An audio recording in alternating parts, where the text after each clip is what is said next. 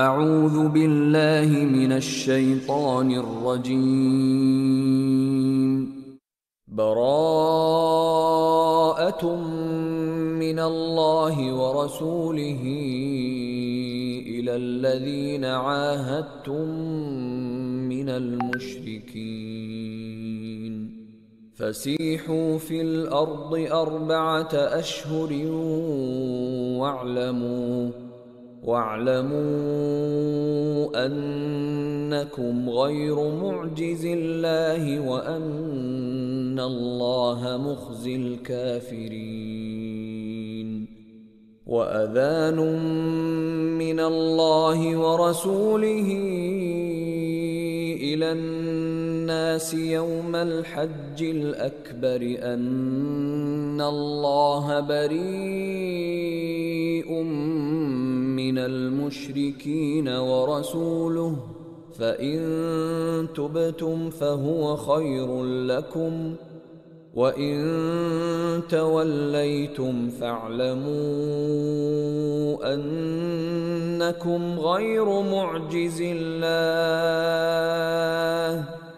وَبَشِّرِ الَّذِينَ كَفَرُوا بِعَذَابٍ أَلِيمٍ إِلَّا الَّذِينَ عَاهَدتُّم مِّنَ الْمُشْرِكِينَ ثُمَّ لَمْ يَنقُصُوكُمْ شَيْئًا وَلَمْ يُظَاهِرُوا عَلَيْكُمْ أَحَدًا فَأَتِمُّوا إِلَيْهِمْ عَهْدَهُمْ إِلَى مُدَّتِهِمْ إِنَّ اللَّهَ يُحِبُّ الْمُتَّقِينَ فَإِذَا انسَلَخَ الْأَشْهُرُ الْحُرُمُ فَاقْتُلُوا الْمُشْرِكِينَ حَيْثُ وَجَدتُّمُوهُمْ وَخُذُوهُمْ وَاحْصُرُوهُمْ وَاقْعُدُوا لَهُمْ كُلَّ مَرْصَدٍ فَإِن تَابُوا وَأَقَامُوا الصَّلَاةَ وَآتَوُا الزَّكَاةَ فَخَلُّوا سَبِيلَهُمْ ان اللہ غفور رحیم وَإِنْ أَحَدٌ مِّنَ الْمُشْرِكِينَ اسْتَجَارَكَ فَأَجِرْهُ حَتَّى يَسْمَعَ كَلَامَ اللَّهِ ثُمَّ أَبْلِغْهُ مَأْمَنَهُ ذَلِكَ بِأَنَّهُمْ قَوْمٌ لَا يَعْلَمُونَ اعوذ باللہ من الشیطان الرجیم بسم اللہ الرحمن الرحیم الحمد للہ رب العالمین والصلاة والسلام علی نبیہ الصادق الامین محمد وعلی آلہ وصحبہ اجمعین ومن تبعہم بإحسان الی یوم الدین۔ السلام علیکم ورحمۃ اللہ وبرکاتہ۔ آج کی سورہ التوبہ ہے۔ سورہ التوبہ 9ویں سورت ہے قرآن کی، اور اس سورہ کے 2 نام آتے ہیں، التوبہ اور البراءہ۔ اس سورت کی ابتدا میں بسم اللہ الرحمن الرحیم نہیں لکھی جاتی۔ اس کی وجہ یہی ہے کہ رسول اللہ صلی اللہ علیہ وسلم نے خود اس کے آغاز میں بسم اللہ نہیں لکھوائی، اسی لیے صحابہ کرام نے بھی نہیں لکھی اور بعد کے لوگ بھی اسی کی پیروی کرتے رہے۔ یہ اس بات کا مزید ایک ثبوت ہے کہ قرآن کو رسول اللہ صلی اللہ علیہ وسلم سے جوں کا توں لینے اور جیسا دیا گیا تھا ویسے ہی اس کو محفوظ رکھنے میں کس درجے احتیاط اور اہتمام سے کام لیا گیا ہے کہ پورے قرآن میں صرف ایک سورہ ہے جس میں بسم اللہ الرحمن الرحیم نہیں لکھوائی گئی۔ پڑھتے ہوئے بھی اعوذ باللہ من الشیطان الرجیم کے بعد پہلی آیت کو شروع کر دیا جاتا ہے تلاوت میں۔ اچھا، اب سورہ توبہ کی زمانۂ نزول کے اوپر کچھ لمبی گفتگو کرنے کی ضرورت ہے۔ تفہیم القرآن میں سے میں نے اس کا خلاصہ تیار کیا ہے، اور یہ کوئی تقریباً 7 صفحوں کا اس کے زمانۂ نزول اور تاریخی پس منظر اور اس کے بیانات ہیں۔ تو اس میں سے میں مختصر ترین تیار کیا ہے، اور یہ بہت ضروری ہے سورہ کے معانی و مفہوم کو سمجھنے کے لیے۔ دیکھیے، ابھی یہ 9ویں سورت ہے۔ 7ویں اور 8ویں سورت جو ہم نے پڑھی، جو الاعراف تھی، 7ویں سورت مکی تھی، اور الانفال جو ہم نے پڑھی وہ مدنی صورت تھی، لیکن مدنی صورت میں اس کا ہم نے زمانِ نزول تقریباً 2 ہجری یعنی بدر کے واقعات کے آگے پیچھے کا تھا، معرکہ بدر کے۔ تو اب یہاں سے ہم جب توبہ کے اوپر آتے ہیں تو زمانے کے لحاظ سے ایک لمبی جمپ ہے کہ یہ تقریباً 9 ہجری تک ہم آ جاتے ہیں، 2 سے لے کے 9 ہجری۔ 9 ہجری میں سورہ توبہ نازل ہو رہی ہے۔ تو اب اس وقت تک بہت سارے واقعات ہو چکے ہیں، حالات جو ہیں بہت بدل چکے ہیں۔ اس کے اوپر ہم ایک نگاہ ڈال لیتے ہیں کہ اس میں جو ہے پہلے سے لے کر 5ویں رکوع تک یہ تقریباً 9 ہجری کے لگ بھگ کا ہے۔ اس میں رسول اللہ صلی اللہ علیہ وسلم نے حضرت ابو بکر کو امیر الحج مقرر کر کے مکہ روانہ کیا تھا، اور پھر یہ آیات نازل ہوئی تو رسول اللہ صلی اللہ علیہ وسلم نے حضرت علی کو ان کے پیچھے بھیجا تاکہ حج کے موقع پہ تمام عرب کے نمائندہ لوگوں میں اسے سنا دیں اور جو کچھ اس میں کہا گیا تھا اس کا اعلان کر دیں۔ اس کے بعد جو آیات کا مجموعہ آتا ہے 6 سے 9 رکوع تک، وہ غزوہ تبوک سے پہلے نازل ہوئی تھیں، یعنی کہ یہ بھی 9 ہجری کا واقعہ ہے، اور پھر 10ویں رکوع سے لے کر اختتام سورت تک غزوہ تبوک سے واپسی کے بعد یہ آیات نازل ہوئی ہیں۔ تو یہ سمجھیے کہ 9 ہجری کے میں نازل ہونے والی یہ صورت ہوئی۔ تو اب ہم ایک لحاظ سے یہ ضرور دیکھ لیتے ہیں کہ 2 ہجری سے لے کر 9 ہجری تک حالات مختصراً کس طرح سے آگے بڑھے تھے۔ ہم جانتے ہیں کہ 6 ہجری میں صلح حدیبیہ ہوئی تھی۔ صلح حدیبیہ کی ڈیٹیلز یہاں ہم نہیں بیان کریں گے، لیکن تھوڑا اس کو دوبارہ یاد کر لیتے ہیں کہ رسول اللہ صلی اللہ علیہ وسلم جب عمرے کے لیے تشریف لے جا رہے تھے اور روکا گیا تھا انہیں، اور اس کے بعد حدیبیہ کی شرائط صلح کی طے ہوئی تھیں۔ اب جب یہ شرائط طے ہو گئیں تو اس کے بعد کہ دونوں میں لڑائی نہیں ہوگی، تو اس کے بعد یہ ہوا کہ دین کو یہ موقع حاصل ہو گیا کہ وہ اپنے اثرات زیادہ امن و امان کے ساتھ اور اطمینان کے ساتھ ہر طرف پھیلا سکے۔ پھر رسول اللہ صلی اللہ علیہ وسلم نے جو تدبیریں اختیار کی، اس کی بدولت 2 سال کے اندر ہی، یعنی کہ 6 ہجری میں حدیبیہ ہوتی ہے اور 8 ہجری تک اسلام کا دائرہ اثر اتنا پھیل گیا اور اس کی طاقت اتنی زبردست ہو گئی کہ ایک طرح سے جو پرانی جاہلیت تھی وہ اس کے مقابلے میں بے بس ہو کر رہ گئی، اور یہ بات قریش کے لیے مزید پریشانی کا باعث بنی۔ حدیبیہ کے جو معاہدہ طے ہوا تھا اس کی وجہ سے وہ اس بندش کو توڑ بھی نہیں سکتے تھے اور مقابلے کے لیے بھی نہیں آ سکتے تھے، لہٰذا اندر ہی اندر انہوں نے سازش کی۔ رسول اللہ صلی اللہ علیہ وسلم کو ان کی عہد شکنی کے بارے میں پتہ چل گیا، اور پھر یہ ہوا کہ انہوں نے براہ راست اس معاہدے کو توڑا۔ اس کا بھی ہم ذکر آگے پڑھیں گے کس طرح توڑا انہوں نے۔ جب رسول اللہ صلی اللہ علیہ وسلم کو یہ بات پتہ چل گئی وہ عہد توڑ چکے ہیں، تو رسول اللہ صلی اللہ علیہ وسلم نے بھی، جیسا کہ ابھی ہم نے پیچھے سورہ انفال میں پڑھ لیا ہے، رسول اللہ صلی اللہ علیہ وسلم نے فیصلہ کیا اور مکے پر حملہ کرنے کی تیاری کی۔ 8 ہجری میں مکے پہ حملہ ہوا اور بغیر لڑائی کے اسے فتح کر لیا گیا۔ اس درمیان میں غزوہ حنین پیش آتا ہے، جس کی تفصیلات ہم انشاءاللہ جب سورت کی تفصیل پڑھیں گے تفسیر میں تو دیکھ لیں گے۔ غزوہ حنین کے بعد یہ ہوا کہ شمال کی طرف یعنی نارتھ کی طرف سلطنت روم کی سرحد پر فوجیں جمع ہونی شروع ہوئیں۔ رسول اللہ صلی اللہ علیہ وسلم کو اس کی اطلاع مل گئی تو رسول اللہ صلی اللہ علیہ وسلم نے بہت جرأت کے ساتھ 30,000 کا زبردست لشکر جمع کیا اور رومیوں کے مقابلے پر آنے کے لیے نکلے۔ اس کے باوجود کہ اس زمانے میں قحط سالی تھی، گرمی کا موسم پورے شباب پہ تھا اور جو فصلیں تھیں وہ بھی پکنے کے بالکل قریب تھیں، سواریوں اور سر و سامان کا انتظام جو تھا وہ مسلمانوں کے پاس بہت مشکل تھا، سرمایہ بہت کم تھا، اور لڑنے کس سے جا رہے تھے؟ دنیا کی 2 سب سے بڑی طاقتوں میں سے ایک سے مقابلہ کرنے جا رہے تھے، رومن امپائر اس وقت کی اور پرشین امپائر میں سے ایک سے مقابلہ تھا رومن سے۔ اللہ کے نبی صلی اللہ علیہ وسلم اپنی چشم بصیرت سے یہ دیکھ رہے تھے کہ یہ دعوت حق کے لیے زندگی اور موت کے فیصلے کی گھڑی ہے، اسی لیے رسول اللہ صلی اللہ علیہ وسلم نے تیاری جنگ کا عام اعلان کر دیا۔ اس سے پہلے جب غزوات میں جاتے تھے تو قاعدہ یہ تھا کہ آخر وقت تک کسی کو یہ نہ بتاتے تھے کہ کہاں کا ارادہ ہے تاکہ جاسوسی نہ ہو جائے، لیکن یہاں رسول اللہ صلی اللہ علیہ وسلم نے اعلانیہ بتا دیا تھا اور تمام صحابہ کو پتہ تھا کہ کس چیز کا ارادہ ہے۔ ہم نے سیرہ کی بکس میں پڑھا ہے کہ اس موقع کے اوپر کس طرح صحابہ کرام نے بڑھ بڑھ کر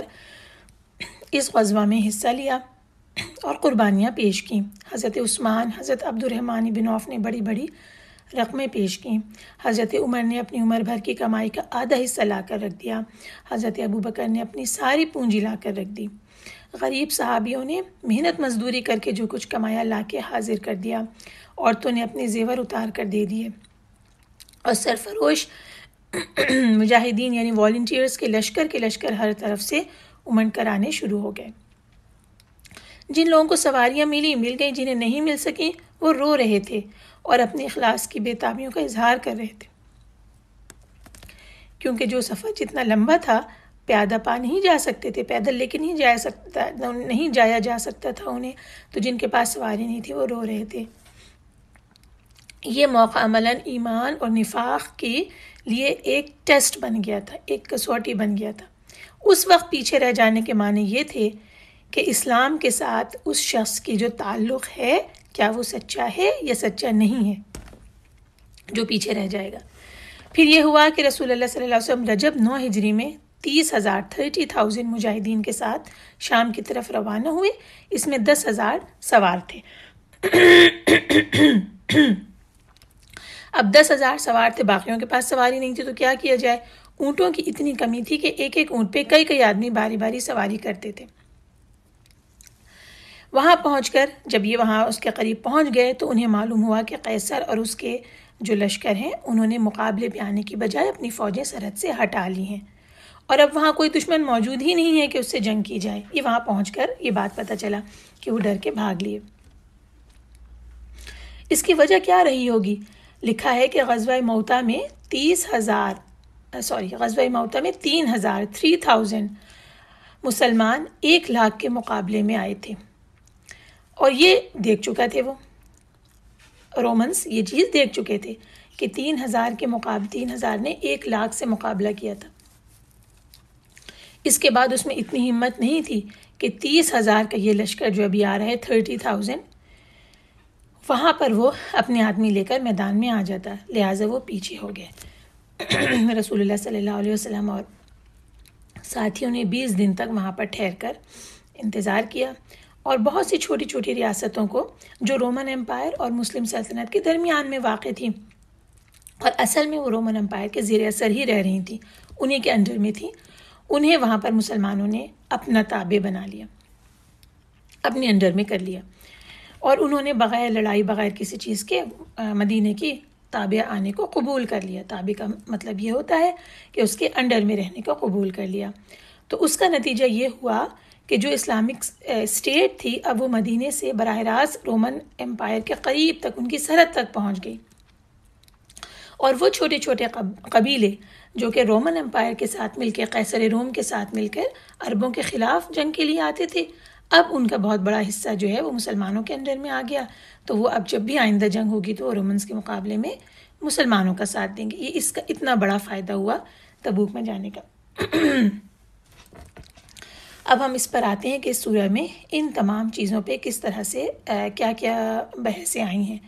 پہلی بات اس میں یہ آئی ہے کہ اب جو ہے عرب کا پورا نظم و نسق مسلمانوں کے انڈر میں آنے کے لیے تیار تھا، تو اللہ تعالیٰ نے بہت ساری اس کے اندر ہدایات مسلمانوں کو دی۔ پہلی بات تو یہ کہ عرب سے شرک کو قطعاً مٹا دیا جائے، جزیرۃ العرب سے شرک کو قطعاً مٹا دیا جائے، اس کے بارے میں ہم انشاءاللہ اس صورت میں پڑھیں گے۔ پھر کعبہ کا انتظام اہل ایمان کے ہاتھ میں آ گیا تھا، یعنی جو فتح مکہ ہے وہ ہو چکی تھی، تو اب یہ بالکل نامناسب تھا کہ وہ گھر جو کہ اللہ تعالیٰ کا گھر ہے اس میں بدستور شرک ہوتا رہے، لہٰذا کعبہ کو، اس کی خدمت کو اہل توحید کے قبضے میں دے دیا گیا۔ اس کے بعد یہ بات یہاں آئی ہے کہ ان مشرکین کو الٹیمیٹم ایک دیا گیا کہ جہاں تک دین حق پر ایمان لانے کا تعلق ہے اس بارے میں تو ان کو اختیار ہے کہ وہ ایمان لائیں یا نہ لائیں، لیکن اب ان کو اس بات کا حق نہیں دیا جائے گا کہ اس زمین پر وہ اپنا حکم جاری کریں اور شرک کے ساتھ آلودہ کر کے نظام چلتا رہے، بلکہ خالص توحید پر مبنی نظام قائم کیا جائے گا۔ پھر ایک اہم نقطہ اس میں یہ آیا ہے جو کہ منافقین کا نقطہ ہے کہ ابھی تک تو ان سے چشم پوشی بھی کی جا رہی تھی، لیکن اب یہ کہہ دیا گیا کہ آئندہ ان کے ساتھ کوئی نرمی نہ کی جائے، اور رسول اللہ صلی اللہ علیہ وسلم نے تبوک سے واپس آ کر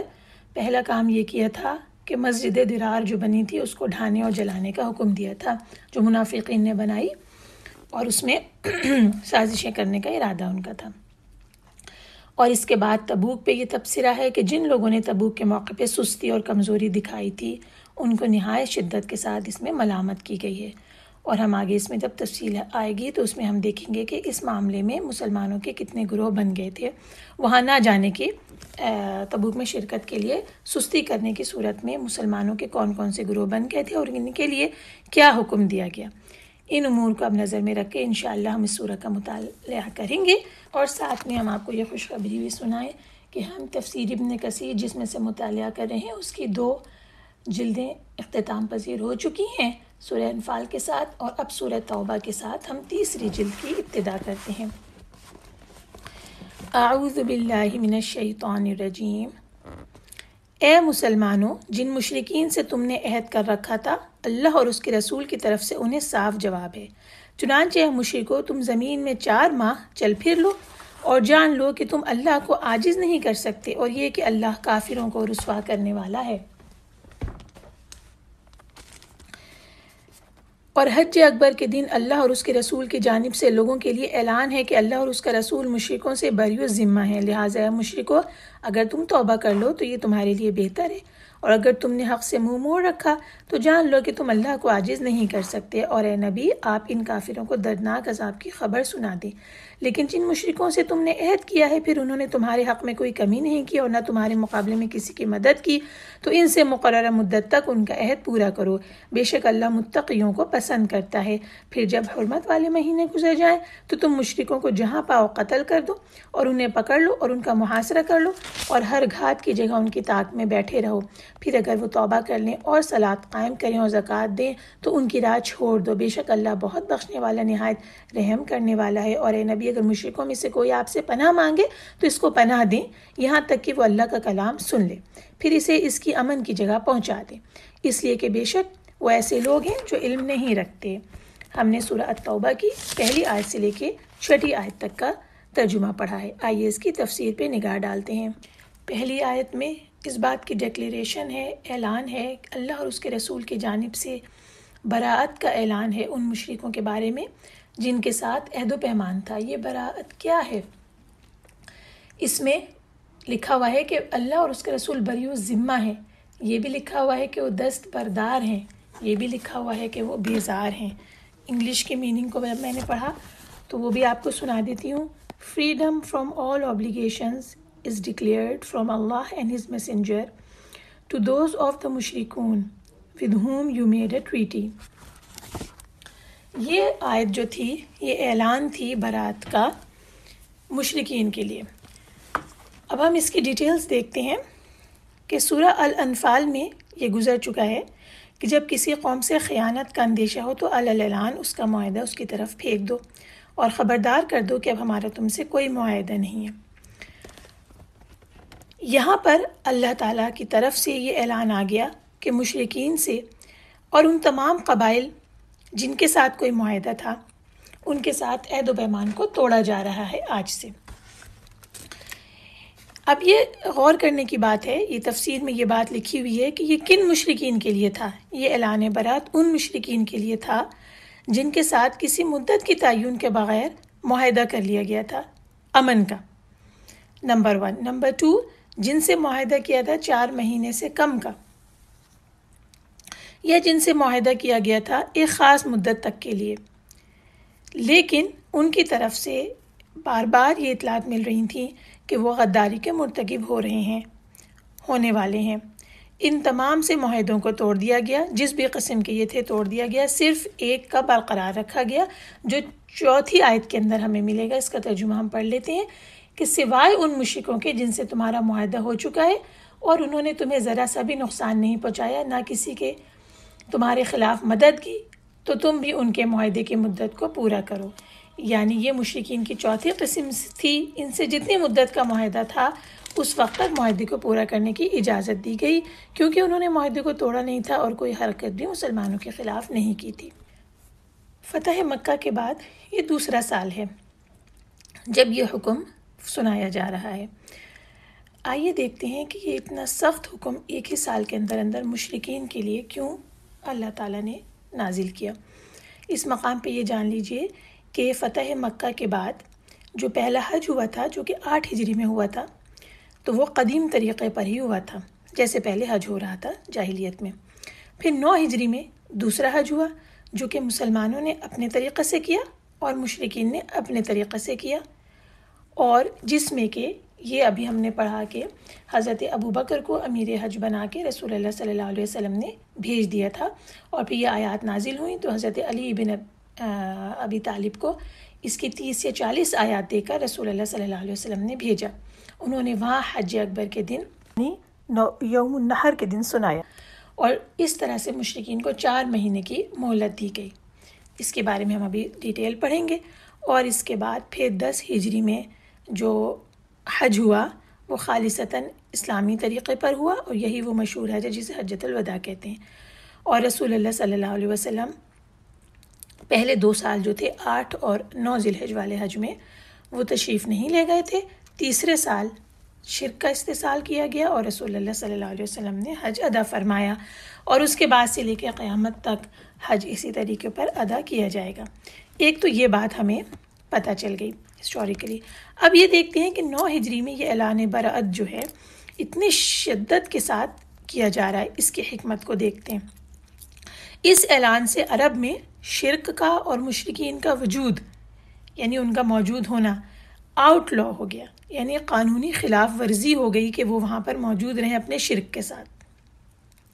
لہٰذا ان کے لیے اب سارے ملک میں کوئی اور جائے پناہ موجود نہیں رہی، کیونکہ ملک کا سارا حصہ جو ہے اسلام کے زیر اثر آ چکا تھا۔ اچھا، ان کی صورتحال یہ تھی کہ یہ لوگ اپنی جگہ اس بات کے منتظر تھے دل میں کہ فتح مکہ کے بعد تک بھی، کہ جب بھی اسلامی سلطنت کو باہر سے کوئی خطرہ لاحق ہوگا تو یہ اس کے ساتھ مل کر انہیں کچلنے میں مسلمانوں کو کچلنے میں ایک لمحے کو بھی سوچیں گے نہیں، یا اگر رسول اللہ صلی اللہ علیہ وسلم وفات پا جائیں اور خود ان کے اندر ایک کمزوری آ جائے مسلمانوں کے اندر، تو پھر یہ اپنا معاہدے کو توڑ کر ان کے خلاف خانہ جنگی برپا کر دیں گے، یعنی سول وار اٹھا لیں گے۔ اللہ اور اس کے رسول صلی اللہ علیہ وسلم نے اس وقت کے آنے سے پہلے ہی اعلان برأت کر کے ان کے لیے اب کوئی دوسرا رستہ باقی نہیں رہنے دیا، یا تو وہ لڑنے کے لیے تیار ہو جائیں، یا پھر وہ ملک چھوڑ کے نکل جائیں، یا پھر وہ اسلام قبول کر کے اپنے آپ کو اس نظم و ضبط میں ہی کے انڈر میں دے دیں جو کہ قائم ہو چکا تھا۔ بہرحال انہیں ان کے انڈر میں رہنا ہے۔ اس عظیم الشان تدبیر کی حکمت اس وقت سمجھ آتی ہے جب ہم یہ دیکھتے ہیں کہ رسول اللہ صلی اللہ علیہ وسلم کے انتقال فرمانے کے 1.5 سال کے اندر اندر ہی ملک کے مختلف گوشوں میں فتنہ ارتداد آیا،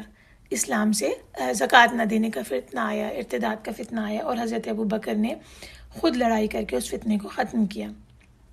یہ اس صورت میں جبکہ جزیرۃ العرب سے ان لوگوں کو نکالا جا چکا تھا۔ اگر یہ اندر موجود ہوتے، ان کے قبائل، ان کی ٹولیاں، تو اندر سے کتنا زبردست قسم کا فتنہ برپا ہو سکتا تھا۔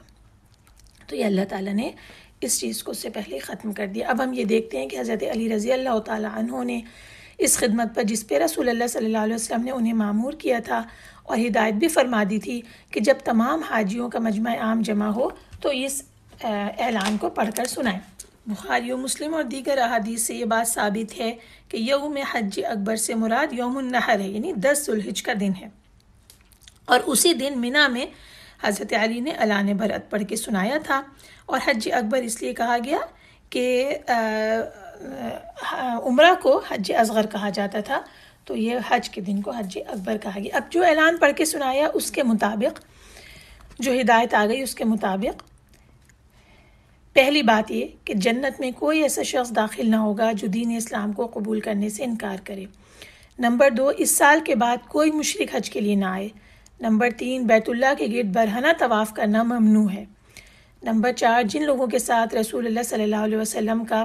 معاہدہ باقی ہے، یعنی جنہوں نے عہد کو توڑا نہیں ہے، ان کے ساتھ مدت معاہدہ تک عہد پورا کیا جائے گا، اور باقی لوگوں سے عہد ختم کر دیا گیا اور ان کو 4 مہینے کی مہلت دے دی گئی۔ 4 مہینے سے مراد یہ تھا کہ 10 ربیع الثانی تک، یہ 10 ذی الحج کو اعلان ہو رہا ہے تو 10 ربیع الثانی تک 4 مہینے کی مہلت ان لوگوں کو اس بات کی دے دی گئی کہ اس دوران میں وہ اپنی پوزیشن پہ اچھی طرح غور کر لیں۔ ان کے پاس کیا کیا آپشنز تھے کہ اگر لڑنا ہے تو لڑائی کے لیے تیار ہو جائیں، دوسرا آپشن کیا ہے، شرک پہ قائم رہنا ہے اور ملک کو چھوڑ کر جانا ہے تو اپنی مرضی سے جہاں جی چاہے وہ چلے جائیں، اور تیسری آپشن یہ کہ اگر وہ اس عرصے میں 4 مہینے میں غور و فکر کر کے اسلام کو قبول کرنا چاہیں تو سوچ سمجھ کر اسلام کو قبول کر لیں۔ یہ ان کو آپشن دے دیے گئے۔ اور جب اگلے سال اس کے نتیجے میں رسول اللہ صلی اللہ علیہ وسلم نے مومنین کے ساتھ حجۃ الوداع کیا تو اس وقت کسی مشرک نے ان کے ساتھ حج نہ کیا، کیونکہ حج پورا اسلامی طریقے پر ہوا۔ اب جب یہ الٹیمیٹم کے 4 مہینے گزر جائیں تو اس کے بعد کیا کرنا ہے؟ آیت نمبر 5 جو ہے سورہ توبہ کی، یہ آیت سیف بھی کہلاتی ہے، سین یا فا سیف۔ پھر جب حرمت والے مہینے گزر جائیں تو تم مشرکوں کو جہاں کہیں پاؤ قتل کر دو اور انہیں پکڑ لو اور ان کا محاصرہ کر لو اور ہر گھات کی جگہ ان کی طاق میں بیٹھے رہو۔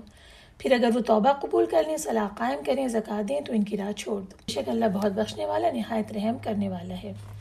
اب اس میں کیا حکم دیا جا رہا ہے کہ یہ جو الٹیمیٹم کے مہینے انہیں دیے گئے ہیں، یہ اسی بات کو سوچنے کے لیے دیے گئے ہیں۔ جب وہ اس بات کے اوپر ان میں سے کسی ایک کو اختیار کر لیں تو ان مہینوں کے گزرنے کے بعد یہ اجازت دے دی ہے، یہ اجازت ہے کہ انہیں جہاں پر بھی وہ ملیں ان کے ساتھ تمہاری لڑائی ہے، انہیں قیدی بنانا ہے یا انہیں قتل کرنا ہے۔ اچھا، اب اس میں یہ بات ہے کہ کیا حدود حرم کے اندر بھی قتل کرنے کی اجازت تھی؟ تو اس میں یہ لکھا ہوا ہے کہ نہیں، حدود حرم میں انہیں پکڑنے، قتل کرنے یا ان کے اوپر ظلم کرنے کی کوئی اجازت نہیں تھی، حدود حرم کے باہر ہی کرنے کی اجازت تھی۔ اور پھر یہی نہیں کہ جب وہ ملیں تو ان کے خلاف کارروائی کی جائے گی، بلکہ جہاں کہیں بھی ان کے قلعے ہوں گے یا پناہ گاہیں ہوں گی وہاں ان کے گھات میں رہنا ہوگا۔ اس طرح کی سچویشن کریٹ کرنی ہوگی کہ وہ اس حکومت کی، مسلمان حکومت کی اجازت کے بغیر ان کی نقل و حرکت ممکن نہ رہے۔ یعنی اب یہ زمین ان کے اوپر تنگ کر دی جائے گی، پھر وہ اگر اسلام قبول کر لیں اور اس کے بعد صلاح دینے لگیں اور زکوٰۃ ادا کرنے لگیں تو پھر ان کے خلاف کارروائی نہیں کی جا سکتی، یعنی کہ وہ مأمون ہو جائیں گے، ان کو امن مل جائے گا۔ تو یہ والی جو آیت ہے، اسی سے حضرت ابو بکر صدیق نے زکوٰۃ کا انکار کرنے والوں کے خلاف جہاد کے لیے اس سے استدلال کیا تھا، یعنی یہ آیت اس بات کی دلیل تھی کہ ان لوگوں سے قتال اس شرط کے ساتھ ہی حرام ہے کہ وہ اسلام کے دائرے میں داخل ہو جائیں اور صلاۃ ادا کریں اور زکوٰۃ دیں۔ یعنی دائرہ اسلام میں داخل ہونے کے لیے شہادت ادا کرنے کے بعد ارکان اسلام میں سب سے افضل اور اشرف چیز جو ہے وہ صلاح ہے، جو کہ اللہ تعالیٰ کا اپنے بندوں پر حق ہے، اور اس کے بعد زکوٰۃ کا درجہ ہے جسے فقراء اور محتاج لوگوں کے لیے واجب کیا گیا ہے۔ تو جب تک یہ دونوں ادا نہیں کریں گے تب تک مسلمانوں کی تلوار سے وہ بچے ہوئے نہیں رہیں گے۔ حضرت ابن عمر سے مروی ہے کہ رسول اللہ صلی اللہ علیہ وسلم نے فرمایا، ترجمہ، مجھے حکم دیا گیا ہے کہ میں لوگوں سے لڑائی کروں حتیٰ کہ وہ گواہی دیں کہ اللہ کے سوا کوئی معبود نہیں اور محمد اللہ کے رسول ہیں، اور صلاۃ قائم کریں اور زکوٰۃ دیں۔ اور 6 آیت میں یہ بات آئی کہ جب مشرک پناہ مانگے تو اسے پناہ دی جائے، یعنی کہ وہ آپ سے امن طلب کرے تو آپ اس کے امن کی درخواست کو قبول کیجئے، اسے تلوار اس سے روک لیجئے، وہ اللہ تعالیٰ کے کلام کو، یعنی قرآن کو سن لے، جسے آپ اسے پڑھ کر سنائیں، دین کی باتیں سیکھے جس کا آپ اس کے سامنے ذکر کریں، اور اس طرح سے اللہ تعالیٰ کی حجت اس کے اوپر پوری ہو جائے، پھر اسے اس کے امن کی جگہ کے اوپر پہنچا دیں۔ اور جتنے دن کے لیے بھی یہ امن وہ مانگے گا، اتنے دن کے لیے اسے وہ امن دینا ہوگا، اس عرصے میں اس پہ تلوار نہیں اٹھائی جا سکتی۔ اور یہ لکھا ہے کہ یہ حکم جو ہے صرف حالت امن کے لیے ہی نہیں ہے، بلکہ حالت جنگ کے لیے بھی، کہ جنگ کے دوران بھی اگر کوئی دشمن تم سے درخواست کرے کہ میں اسلام کو سمجھنا چاہتا ہوں تو مسلمانوں کو چاہیے کہ اسے امان دے کر اپنے یہاں آنے کا موقع دیں۔ اگر وہ قبول کر لے اسلام کو تو اسے اپنی حفاظت میں لے لیں، پھر تو اس کے اوپر تلوار ہے ہی نہیں، اور اگر وہ یہ تمام باتیں سننے کے بعد دوبارہ واپس جانا چاہے تو اپنی حفاظت میں اس کے ٹھکانے تک واپس پہنچا دیں۔ اور لکھا ہوا ہے کہ فقہ اسلامی میں ایسے شخص کو مستأمن کہا جاتا ہے جو کہ دارالاسلام میں آتا ہے اور اس کو امن دیا جاتا ہے۔ یہ حالت جنگ اور حالت امن دونوں کے لیے ہے۔ یہاں یہ بھی لکھا ہوا ہے کہ اگر کسی ایسی قوم سے جس کے ساتھ مسلمانوں کی لڑائی ہے، ان سے بھی، اس قوم سے بھی اگر کوئی کافر دارالاسلام میں آتا ہے کوئی پیغام پہنچانے کے لیے قاصد بن کر، یا تجارت کرنے کے لیے، یا صلح طلب کرنے کے لیے، کوئی معاہدہ کرنے کے لیے، یا کوئی جزیہ وغیرہ ادا کرنے کے لیے، تو جو بھی مسلمانوں کا امیر ہوگا وہ اس سے وہ امان طلب کرے گا اور اسے امان میں رکھا جائے گا، امان دی جائے گی یہاں تک کہ وہ اس کے بعد اسے اپنے وطن میں اپنی امن کی جگہ میں واپس بھیج دیا جائے گا۔ آیات کا دوسرا مجموعہ 7ویں آیت سے لے کے 16 آیت تک کا ہے۔ بھلا مشرکوں کے لیے اللہ اور اس کے رسول کے نزدیک کوئی عہد کیوں کر ہو سکتا ہے سوائے ان لوگوں کے جن سے تم نے مسجد حرام کے قریب عہد لیا تھا، پھر جب تک وہ تمہارے ساتھ سیدھے رہیں تم بھی ان کے ساتھ سیدھے رہو، بے شک اللہ متقیوں کو پسند کرتا ہے۔ کس طرح مشرکوں سے عہد رہ سکتا ہے جبکہ ان کا حال یہ ہے کہ اگر وہ تم پر غلبہ پالیں تو وہ تمہارے معاملے میں رشتہ داری کا لحاظ نہ کریں گے، نہ کسی عہد کا۔ وہ اپنے منہ سے تمہیں خوش کرتے ہیں اور ان کے دل انکار کرتے ہیں، اور ان میں سے اکثر نافرمان ہیں۔ انہوں نے اللہ کی آیات کو تھوڑی سی قیمت پر بیچا، پھر لوگوں کو اس کے راستے سے روکا، بے شک برا ہے جو وہ کرتے ہیں۔ وہ کسی مومن کے معاملے میں رشتہ داری کا لحاظ کرتے ہیں، نہ کسی عہد کا، اور وہی لوگ حد سے گزرنے والے ہیں۔ پھر اگر وہ توبہ کر لیں اور صلاۃ قائم کریں اور زکوٰۃ دیں تو وہ دین میں تمہارے بھائی ہیں، اور ہم اپنی نشانیاں ان لوگوں کے لیے تفصیل سے بیان کرتے ہیں جو علم رکھتے ہیں۔ اور اگر وہ اپنے عہد کے بعد اپنی قسموں کو توڑ ڈالیں اور تمہارے دین میں طعن کریں تو کفر کے ان سرداروں سے جنگ کرو، بے شک ان کی قسموں کا کوئی اعتبار نہیں، شاید کہ وہ باز آ جائیں۔ کیا تم ان لوگوں سے نہیں لڑو گے جنہوں نے اپنی قسمیں توڑ ڈالیں اور رسول کو مکہ سے نکالنے کا ارادہ کیا اور انہوں ہی نے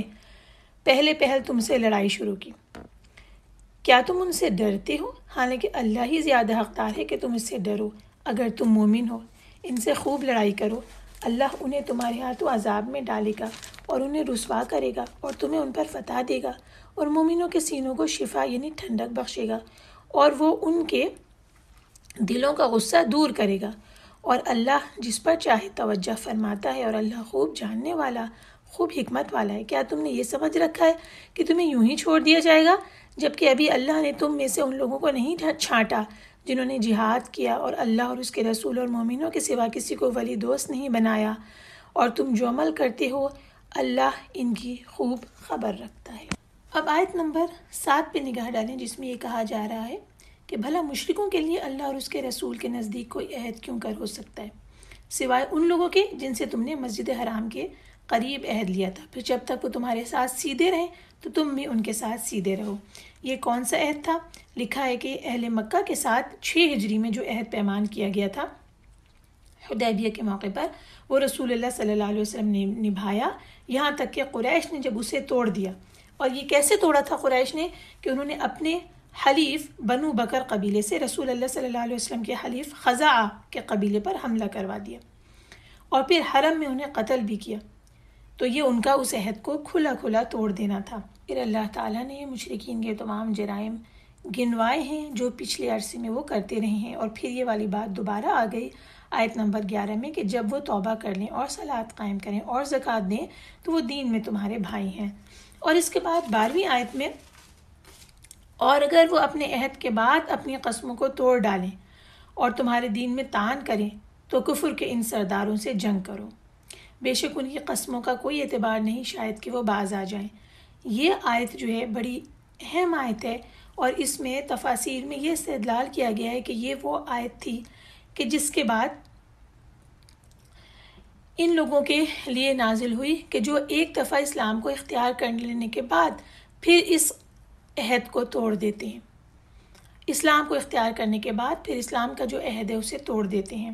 یہاں لکھا ہوا ہے کہ اس آیت سے استدلال کیا گیا کہ جو شخص رسول اللہ صلی اللہ علیہ وسلم کی شان اقدس میں گستاخی کرے گا، دین اسلام پر طعن کرے گا، اسے وہ واجب القتل ہوگا۔ اور پھر اسی سے یہ والی بات نکلی کہ جو ارتداد اختیار کرے گا، یعنی کہ ایک دفعہ اسلام اختیار کرنے کے بعد اسے چھوڑ دے گا، مرددین سے جنگ کے معاملے میں یہ ایک بالکل واضح ہدایت آ گئی۔ اور ایسا ہی ہوا کہ حضرت ابو بکر صدیق کی خلافت میں مرتدین کا فتنہ برپا ہوا اور اسی آیت کے مطابق ان سے جو ہے قتال کیا گیا۔ آیت نمبر 12 کے حوالے سے یہ بات ہم نے کی، اور اس کے بعد پھر مسلمانوں سے پوچھا جا رہا ہے کیا تم ان لوگوں سے نہیں لڑو گے جنہوں نے کیا کیا کیا ہے، اپنی قسموں کو توڑا ہے، رسول اللہ صلی اللہ علیہ وسلم کو مکے سے نکالنے کا ارادہ کیا، تم سے انہوں نے لڑائی شروع کی، پچھلی جڑائیاں گزر چکی ہیں، اور یہ بتا دیا گیا کہ اللہ تعالیٰ سے ڈرو، ان سے نہ ڈرو۔ اور کون سا غصہ ہے جو دور کر دے گا، یعنی اس تمام عرصے میں جو مومنین کے دل میں غصہ ان کے خلاف بھرا رہا، ان سے لڑنے کی صورت میں مومنوں کی سینوں کو وہ ٹھنڈک اور شفا ملے گی، اور دلوں کا غصہ دور ہو جائے گا جو ان کے خلاف ان کے دل میں ہے۔ اور آیت نمبر 16 آزمائش کے حوالے سے ہے کہ کیا تم نے یہ سمجھ رکھا ہے کہ تمہیں یوں ہی چھوڑ دیا جائے گا، جبکہ ابھی اللہ نے تم میں سے ان لوگوں کو نہیں جانا جنہوں نے جہاد کیا اور اللہ اور اس کے رسول اور مومنوں کے سوا کسی کو ولی اور دوست نہ بنایا، اور تم جو عمل کرتے ہو اللہ ان کی خوب خبر رکھتا ہے۔ اب اس بات پہ نگاہ ڈالتے ہیں کہ مسلمانوں کی کون سی آزمائش یہاں پہ مطلوب تھی۔ یہ بہت ساری دیگر جگہوں کے اوپر بھی قرآن میں یہ بات موجود ہے۔ سورہ آل عمران میں یہ آیا کہ کیا تم یہ سمجھتے ہو کہ بغیر آزمائش کے جنت میں داخل ہو جاؤ گے، حالانکہ ابھی اللہ نے تم میں سے جہاد کرنے والوں کو تو اچھی طرح معلوم کیا ہی نہیں،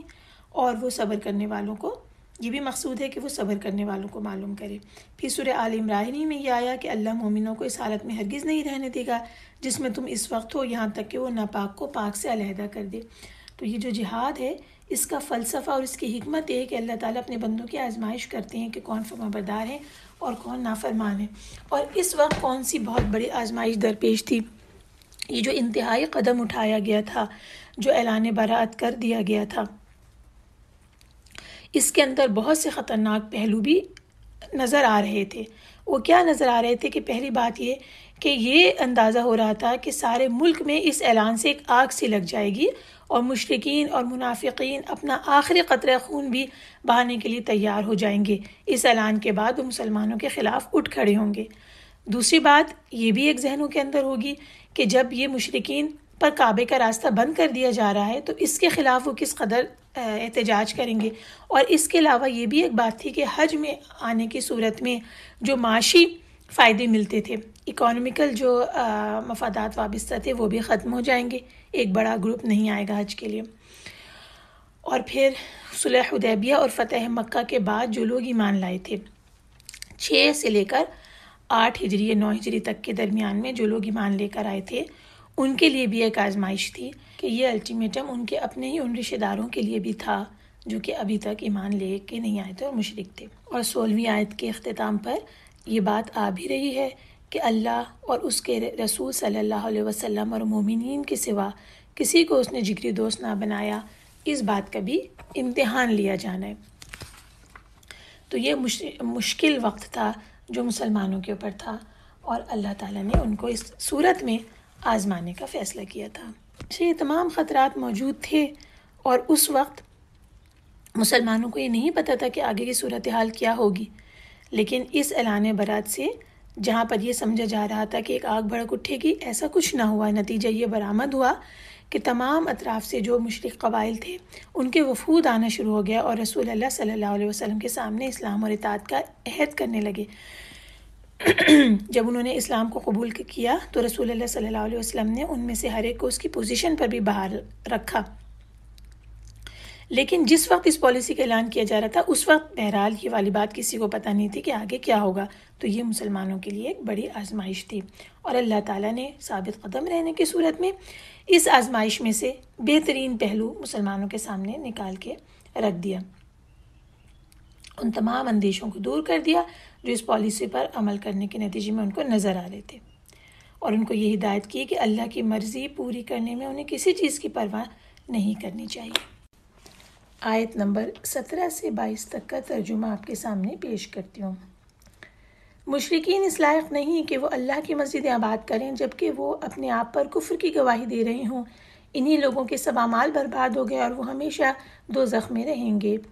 اللہ کی مسجد ہے تو صرف وہ آباد کرتا ہے جو اللہ اور یوم آخرت پر ایمان لایا، اور اس نے صلاۃ قائم کی اور زکوٰۃ دی اور اللہ کے سوا کسی سے نہیں ڈرا، لہٰذا امید ہے کہ یہی لوگ ہدایت یافتہ لوگوں میں سے ہوں گے۔ کیا تم نے حاجیوں کو پانی پلانا اور مسجد حرام کو آباد کرنا اس شخص کے اعمال کے مانند قرار دے رکھا ہے جو اللہ اور یوم آخرت پر ایمان لایا اور اس نے اللہ کی راہ میں جہاد کیا؟ اللہ کے نزدیک کے برابر نہیں ہو سکتے۔ اور اللہ ظالم لوگوں کو ہدایت نہیں دیا کرتا۔ جو لوگ ایمان لائے اور انہوں نے ہجرت کی اور اللہ کی راہ میں اپنے اموال اور اپنی جانوں سے جہاد کیا، اللہ کے ہاں ان کا درجہ بہت بڑا ہے اور وہی مراد پانے والے ہیں۔ ان کا رب انہیں اپنی طرف سے رحمت اور رضامندی اور ایسے باغوں کی خوشخبری سناتا ہے جن میں ان کے لیے ہمیشہ رہنے والی نعمتیں ہوں گی،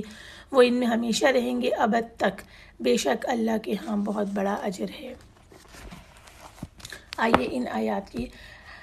تفصیل پر نگاہ ڈالتے ہیں۔ سب سے پہلے یہ بات آ گئی کہ مشرک اللہ کی مسجد کو آباد نہیں کر سکتے۔ کون لوگ ہیں جن کو یہ حق ہے کہ اللہ کی مسجد کو آباد کریں؟ یہاں اللہ نے فرمایا کہ اللہ تعالیٰ کے ساتھ شرک کرنے والوں کو یہ بات زیبا نہیں دیتی کہ وہ اللہ کی مسجدوں کو آباد کریں، کیونکہ مسجدیں جو کہ اسی وحدہ لا شریک کے نام پر بنائی گئی ہیں، لہٰذا وہ لوگ جو اس رب کے ساتھ دوسروں کو شریک کرتے ہوں اور خود بھی توحید کی دعوت کو قبول کرنے سے انکار کر چکے ہوں، اور انہوں نے واضح طور پر یہ کہہ دیا ہو کہ ہم ایک رب کے لیے اپنی زندگیوں کو وقف نہیں کر سکتے، تو پھر یہ کیسے ہو سکتا ہے کہ وہ ان عبادت گاہوں کے متولی بنے رہیں؟ اب یہاں اگرچہ ایک عام بات آئی، عام معنی میں آئی، لیکن دراصل یہ اشارہ ہے اس بات کا کہ خانہ کعبہ اور مسجد حرام پر سے اب مشرکین کی تولیت کا خاتمہ کر دیا جائے اور اس پر ہمیشہ کے لیے اہل توحید کی تولیت قائم کی جائے، یعنی اس کی خدمت کا فریضہ اب اہل توحید انجام دیں گے۔ اس کے بعد جو آیت نمبر 19، 20، 21 اور 22، اس میں کیا بہت اہم بات آئی ہے وہ یہ کہ حاجیوں کو پانی پلانا اور خانہ کعبہ کو آباد کرنا، جو کہ مشرکین ایک عرصے دراز سے کر رہے تھے اور جس پر بہت فخر کیا کرتے تھے کہ یہ خدمت ہے جو ہم انجام دے رہے ہیں، یہ ایمان اور جہاد کے برابر نہیں ہو سکتے۔ حضرت ابن عباس سے اس آیت کی تفسیر میں یہ بیان ہوا کہ مشرکین کہا کرتے تھے کہ بیت اللہ کو آباد کرنا اور حاجیوں کو پانی پلانا ایمان اور جہاد سے بہتر ہے، اور فخر کیا کرتے تھے، تکبر کیا کرتے تھے اس بات پر کہ وہ حرم کے باشندے ہیں اور حرم کو آباد رکھنے والے ہیں۔ اللہ تعالیٰ نے ان آیات میں اہل ایمان اور رسول اللہ صلی اللہ علیہ وسلم کے ہمراہ جہاد کرنے والوں کو مشرکوں کے خانہ کعبہ کو آباد رکھنے اور حاجیوں کو پانی پلانے سے زیادہ بہتر عمل قرار دیا، اور یہاں یہ بات پتہ چلی کہ ان کے شرک کی وجہ سے بیت اللہ کی آباد کاری، بیت اللہ کی خدمت، ان سب کی اللہ تعالیٰ کے ہاں کوئی حیثیت نہیں ہوگی۔ یہ بات تو مشرکین کے لیے آ گئی، اور اس سے ایک عام حکم بھی نکلا، اور وہ یہ کہ اگرچہ اللہ کی مسجدوں کو آباد رکھنا، خصوصاً بیت اللہ کو آباد رکھنا، یہ بہت بڑی خدمت ہے، لیکن جنہوں نے ایمان لا کے ہجرت کی، اللہ کی راہ میں اپنے مالوں سے، اپنی جانوں سے جہاد کیا، تو اللہ کے ہاں جو ان کے درجے ہیں وہ سب سے بڑھ کر ہیں۔ بہت بڑی یہاں بات پتہ چلی کہ انسان اپنی جان اللہ کی راہ میں کھپا دے، یہ اللہ تعالیٰ کو کتنا زیادہ پسند ہے۔ اس کے بعد ہم آیت 22 سے لے کر 24 تک کا ترجمہ پڑھتے ہیں۔ اے لوگوں جو ایمان لائے ہو، اگر تمہارے باپ اور بھائی ایمان پر کفر کو پسند کریں تو تم ہرگز انہیں دوست نہ بناؤ، اور تم میں سے جو ان کو دوست بنائیں گے تو وہی لوگ ظالم ہیں۔ اے نبی کہہ دیں، اگر تمہارے باپ اور بیٹے اور بھائی اور بیویاں اور تمہارا کنبہ قبیلہ اور جو مال تم نے کمائے ہیں اور وہ تجارت جس کے مندہ پڑنے کا تمہیں ڈر ہے اور مکانات جنہیں تم پسند کرتے ہو، یہ سب تمہیں اللہ اور اس کے رسول اور اس کی راہ میں جہاد سے زیادہ عزیز ہے، تو انتظار کرو یہاں تک کہ اللہ اپنا حکم بھیج دے، اور اللہ نافرمان لوگوں کو ہدایت نہیں دیتا۔ یہ ہم نے ابھی 24 آیت تک کا ترجمہ پڑھا ہے۔ اس میں پہلی بات تو یہ آ گئی کہ اللہ تعالیٰ نے حکم دیا ہے کہ کفار سے علیحدگی اختیار کر لی جائے، بے شک وہ تمہارے خون کے رشتہ دار ہوں، تمہارے باپ یا بیٹے ہی کیوں نہ ہوں، اور اگر وہ ایمان کے بجائے کفر کو پسند کرتے ہوں تو پھر ان سے دوستی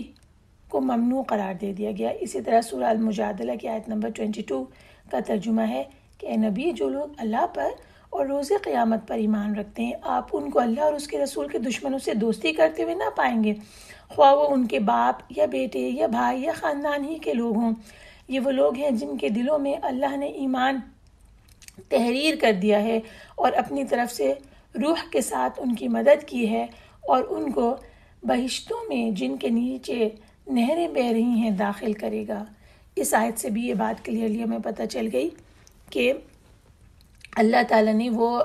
جنتیں کن لوگوں کے لیے تیار کی ہیں کہ انہوں نے اس ایمان کے بعد، ایمان لانے کے بعد اپنے قریب ترین جو رشتہ دار تھے ان کے ساتھ بھی دوستی کو ختم کیا اور اللہ اور اس کے رسول صلی اللہ علیہ وسلم کی راہ میں زندگی بھر جہاد کیا اور انہی کے ساتھ محبت کی۔ اچھا، اب اس میں یہ بات ہے کہ وہ حسن تعلق جو رشتہ داروں کے ساتھ کرنا ہے، مشرکین رشتہ داروں کے ساتھ، وہ تو ساری زندگی کرنا ہے، لیکن ان کے ساتھ دوستی کے تعلق کو منقطع کر دینا ہے۔ یہاں پر اس کا یہ صریح حکم آ جاتا ہے۔ اور اگر جو ایسا کرے گا جو کہ اپنے رشتہ داروں کی محبت کو اللہ کی محبت پر ترجیح دے گا، تو اللہ تعالیٰ نے بتا دیا کہ فَأُولَٰئِکَ هُمُ الظَّالِمُونَ کہ یہ لوگ ظالم ہیں۔ اس کے بعد ایک اور کرائیٹیریا آیا کہ باپ اور بھائی اور بیویاں اور کنبہ قبیلہ اور وہ مال جو تم نے کمائے ہیں اور وہ تجارت اور وہ مکانات، یہ تمام اللہ اور اس کے رسول کی راہ میں جہاد سے زیادہ عزیز ہیں۔ اگر یہ چیزیں جہاد کی راہ سے روکنے لگیں گی تو اللہ تعالیٰ نے بتا دیا، ایک وارننگ دے دی کہ اللہ تعالیٰ اپنا حکم لے آئے گا۔ انتظار کرو یہاں تک کہ اللہ تعالیٰ اپنا حکم لے آئے۔ کون سا حکم اللہ تعالیٰ لے آئے گا؟ یا ہمیں احادیث سے پتہ چلتا ہے کہ جب ایسا ہوگا اور لوگ جہاد کو ترک کر دیں گے تو اللہ تعالیٰ تم پر ذلت مسلط کر دے گا، اور اس وقت تک اسے دور نہیں کرے گا جب تک تم اپنے دین کی طرف نہ پلٹ آؤ گے۔ یہ ساری چیزیں جن کا بھی یہاں ذکر آیا اپنی اپنی جگہ ضروری ہیں اور ان کی اہمیت بھی ہے اور انسان کے دل میں ان کی محبت بھی نیچرل ہے، لیکن یہاں ایک کرائیٹیریا دیا گیا کہ اگر ان کی محبت اللہ اور رسول کی محبت سے زیادہ ہو اور اللہ کی راہ میں جہاد کرنے میں مانع ہو جائے تو یہ بات اللہ کو سخت ناپسندیدہ اور اس کی ناراضگی کا باعث بنے گی، اور اس کے نتیجے میں دنیا کی رسوائی ہوگی اور آخرت کا عذاب بھگتنا پڑے گا۔ اور ہم دیکھ چکے ہیں، ہماری ہسٹری ہمیں بتاتی ہے کہ جہاد ترک کرنے کے نتیجے میں مسلمانوں نے کس کس طریقے سے ذلت اٹھائی ہے۔ اب ہم آیات کے اگلے مجموعے کی طرف چلتے ہیں۔ بسم اللہ الرحمن الرحیم۔ یقیناً اللہ نے بہت سے مواقع پر تمہاری مدد کی ہے، اور حنین کے دن بھی، جبکہ تمہاری کثرت نے تمہیں خوش فہمی میں ڈال دیا تھا تو وہ تمہارے کچھ بھی کام نہ آئی، اور زمین فراخی کے باوجود تم پر تنگ ہو گئی اور تم پیٹ پھیر کر پلٹے۔ پھر اللہ نے اپنے رسول پر اور مومنوں پر اپنی تسکین نازل کی، اور اس نے ایسے لشکر بھیجے جو تم نے نہیں دیکھے، اور جن لوگوں نے کفر کیا انہیں عذاب دیا، اور کافروں کی یہی سزا ہے۔ پھر اس کے بعد اللہ جس پر چاہے گا توجہ فرمائے گا، اور اللہ بہت بخشنے والا نہایت رحم کرنے والا ہے۔ اے ایمان والو، مشرک تو ہیں ہی پلید، لہٰذا وہ اس برس کے بعد مسجد حرام کے قریب نہ آنے پائیں، اور اگر تمہیں تنگ دستی کا خوف ہے تو اگر اللہ چاہے گا تو تمہیں اپنے فضل سے غنی کر دے گا، بے شک اللہ سب کچھ جاننے والا اور حکمت والا ہے۔ ان لوگوں سے لڑو جو اللہ پر اور یوم آخرت پر ایمان نہیں لاتے اور اس چیز کو حرام نہیں ٹھہراتے جسے اللہ نے اور اس کے رسول نے حرام ٹھہرایا ہے، اور دین حق کو قبول نہیں کرتے۔ وہ جو اہل کتاب میں سے ہیں ان سے لڑو یہاں تک کہ وہ ذلیل ہو کر اپنے ہاتھ سے جزیہ دیں۔ آیت نمبر 29 تک کا ترجمہ ہم نے پڑھا۔ اب اس کی تشریح کی طرف آتے ہیں۔ اس میں غزوہ حنین کا تذکرہ ہے۔ غزوہ حنین جو تھا فتح مکہ کے بعد شوال 8 ہجری میں پیش آیا تھا، یعنی مکہ فتح ہو گیا ہے اور اس کے بعد غزوہ حنین پیش آیا ہے۔ جب رسول اللہ صلی اللہ علیہ وسلم فتح مکہ سے فارغ ہو گئے اور مکے کے اکثر باشندے مشرف باسلام ہو گئے، اور رسول اللہ صلی اللہ علیہ وسلم نے انہیں آزاد فرما دیا۔ پھر رسول اللہ صلی اللہ علیہ وسلم کو یہ خبر پہنچی کہ حوازن نام ہے، یہاں کے لوگ آپ سے جنگ کرنے کے لیے جمع ہو رہے ہیں، اور ان کے امیر کا نام مالک بن عوف تھا۔ رسول اللہ صلی اللہ علیہ وسلم ان کے مقابلے کے لیے اپنے اسی لشکر کے ساتھ روانہ ہوئے جو فتح مکہ کے لیے جمع ہوا تھا، اور وہ مہاجرین اور انصار اور عرب کے قبائل کے 10,000 لوگوں کے اوپر مشتمل تھا۔ 10,000 لوگ تھے اس کے اندر۔ دونوں لشکر جو ہے طائف اور مکہ کے درمیان میں ایک وادی ہے، اسی کا نام حنین ہے، یہاں پر یہ جمع ہوا۔ صبح کا اندھیرا تھا، دن کے ابتدائی حصے میں یہ معرکہ پیش آیا تھا۔ جب مسلمان اس وادی میں اترے تو یہ جو حوازن کے لوگ ہیں انہوں نے اپنے آپ کو مختلف جگہوں کے اوپر چھپایا ہوا تھا، یعنی یہ نظر نہیں آ رہے تھے، اور کیونکہ صبح کا وقت تھا اس لیے اندھیرا بھی تھا، اس لیے بھی یہ دھوکہ ہوا۔ ان کی موجودگی کا اس وقت کسی کو علم نہیں ہوا، اور انہوں نے باقاعدہ جنگ کا اعلان کرنے کے بجائے انہوں نے اچانک سے حملہ کیا اور تیروں کی بوچھاڑ کر دی۔ ایک طرف سے یہ تیر انداز تیروں کی بوشار کر رہے تھے جو کہ چھپے ہوئے تھے، اور ایک طرف سے اچانک تلوار کے ساتھ جو دشمن تھا وہ آ گیا، اور اپنے بادشاہ کے حکم کے مطابق سب نے مل کر ایک ساتھ حملہ کیا۔ ادھر سے تیر اور ادھر سے تلوار کے ساتھ یہ آ گئے۔ یہ ایسی صورتحال اچانک پیش آئی کہ اس سے گھبرا کر مسلمان لشکر جو تھا اس میں سے اکثر لوگ پیٹ پھیر کر پیچھے کی طرف بھاگے، اور ایسی سچویشن پیش آ گئی، مگر رسول اللہ صلی اللہ علیہ وسلم شجاعت کے ساتھ، بہادری کے ساتھ میدان میں ڈٹے رہے، بالکل بھی پیچھے نہ ہٹے۔ رسول اللہ صلی اللہ علیہ وسلم لوگوں کو آواز دیتے تھے اور کہتے تھے الیہ عباد اللہ، الیہ انا رسول اللہ، اے اللہ کے بندو میرے پاس آؤ، میرے پاس آؤ، میں رسول اللہ تم سے مخاطب ہوں۔ اس سنگین صورتحال میں کوئی 80 یا 100 کے قریب صحابہ کرام رسول اللہ صلی اللہ علیہ وسلم کے ارد گرد ثابت قدمی کے ساتھ جمے رہے اور رسول اللہ صلی اللہ علیہ وسلم کی حفاظت کرتے رہے، اور کبھی کبھی ایسا بھی ہوا کہ کسی صحابی کا اونٹ اس تیر اندازی کی وجہ سے بدک جاتا اور بھاگ جاتا، تو وہ اونٹ سے نیچے اتر کر اپنی زرہ پہن کر پیدل ہی رسول اللہ صلی اللہ علیہ وسلم کی طرف چل پڑتا۔ اس طرح یہ چھوٹی سی جماعت جو رسول اللہ صلی اللہ علیہ وسلم کے ارد گرد جمع ہو گئی، انہیں آپ نے حکم دیا کہ ایک زبردست حملہ کرو، اور اسی وقت رسول اللہ صلی اللہ علیہ وسلم نے مٹی کی ایک مٹھی اٹھائی اور اللہ تعالیٰ سے فتح و نصرت کی دعا کی، اور اس کے بعد ان کی طرف پھینک دی، دشمن کی طرف، اور جس سے دشمن کی ہر فرد کی آنکھ اور اس کے منہ میں خاک پڑ گئی، اور پھر اس کے بعد جنگ کا پاسا پلٹا اور وہ جنگ کے قابل نہ رہے، شکست کھا کر بھاگ گئے۔ لیکن حنین کا جو غزوہ تھا اس میں کیونکہ مسلمانوں کی تعداد 12,000 فوج کی تھی، 12,000، اور اس سے پہلے اتنی بڑی فوج اکٹھی نہیں ہوئی تھی کبھی، اس کے مقابلے میں کفار کی تعداد کم تھی۔ یہاں پہ اس بات کا ذکر آ رہا ہے نا کہ جب تمہیں اس بات کا کثرت تعداد کا تمہیں غرہ تھا، یعنی تمہیں غرور تھا کہ تمہاری تعداد زیادہ ہے، مگر وہ تمہارے کچھ کام نہ آئی۔ اللہ تعالیٰ نے یہ بات بتا دی کہ زمین اپنی وسعت کے باوجود تم پر تنگ ہو گئی اور تم پیٹ پھیر کر بھاگ نکلے۔ یعنی یہ اللہ تعالیٰ کی فتح و نصرت اللہ ہی کی طرف سے آتی ہے، یہ بات مسلمانوں کے دلوں میں آ گئی تھی۔ اس کے بعد ساری چیزیں تبدیل ہو گئیں، اور دیکھیں کہ اس کے بعد اللہ تعالیٰ نے پھر فتح دی، اور یہ رسول اللہ صلی اللہ علیہ وسلم کی حد درجے شجاعت اور بہت ہی بہادری کی دلیل ہے کہ اس حالت میں جب دشمن نے زبردست حملہ کر رکھا تھا، پورا لشکر تتر بتر ہو رہا تھا، رسول اللہ صلی اللہ علیہ وسلم جمے ہوئے تھے، دشمن کی طرف بڑھ رہے تھے اور یہ اعلان کرتے چلے جا رہے تھے صلوات اللہ وسلام علیہ دائما الی یوم الدین۔ اس کے بعد اگلی آیت یہ کہہ رہی ہے کہ انما المشرکون نجس، کہ مشرکین نجس ہیں۔ ذرا پہلے اس کی تفصیل دیکھ لیتے ہیں کہ اس نجاست سے کیا مراد ہے۔ لکھا ہے کہ اس نجاست سے مراد یہ ہے ناپاک ہے، اور ناپاک کا مطلب ان کے عقیدے جو ہیں وہ ناپاک ہیں، جس کی وجہ سے مشرکین ناپاک ہیں۔ اس بات کی دلیل یہ حدیث سے بھی ہمیں ملتی ہے کہ بخاری کی حدیث رسول اللہ صلی اللہ علیہ وسلم فرماتے ہیں المؤمن لا ینجس، مومن ناپاک نہیں ہوتا،